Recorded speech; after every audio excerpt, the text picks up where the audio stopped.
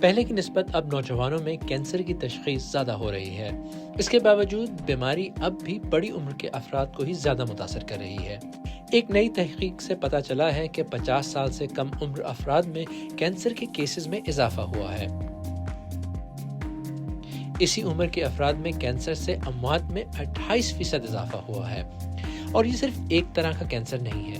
Breast, bowl, stomach, colorectal اور دیگر cancer سب میں اضافہ ہوا ہے۔